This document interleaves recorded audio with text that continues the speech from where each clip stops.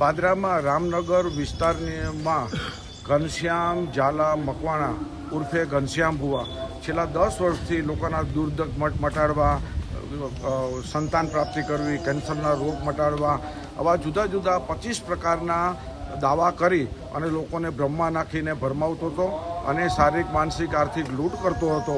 આ ભૂવો અત્યારે ફરાર થઈ ગયો છે અને માતાજી નામે ઘરના પરિવારો 4 સભ્યો છે, ચારેયને 6 માતાજી ધૂણતા આવે છે અને એક ધંધો દુકાન ખોલીને બેઠા છે. કોઈ પણ વ્યક્તિ જોડાવા આવે તો એની પાસેથી 101 રૂપિયાની ફી, 51,000 રૂપિયા, 1 લાખ રૂપિયા જેવી ફી વસૂલ થતા આજે વિજ્ઞાન જાથા પાસે સત્ય હકીકતની અને ફરિયાદી અને માહિતી આપનાર આગળ આવતા અને પોલીસને સાથે રાખીને ઘરે મુલાકાત કરી. ભૂવો ફરાર છે. અમે એની સામે કાનૂની કાર્યવાહી આરંભી છે. અત્યારે તે ફરાર છે તો કઈ જગ્યાએ છે તેને પણ શોધખોળ ચાલુ છે. તો વિજ્ઞાન જાથા લોકોને અપીલ છે કે આ ઘનશ્યામ ભુવા જેવા આવા લંપટ ભુવા હોય એનાથી સાવધાન રહ્યો. લોકોને બરબાદ એનો માત્ર ધંધો છે. કોઈ પણ વસ્તુ પ્રવૃત્તિ રોજગારી કરતા નથી, માત્ર ને માત્ર લોકોની સાથે છેતરપિંડી કરે છે.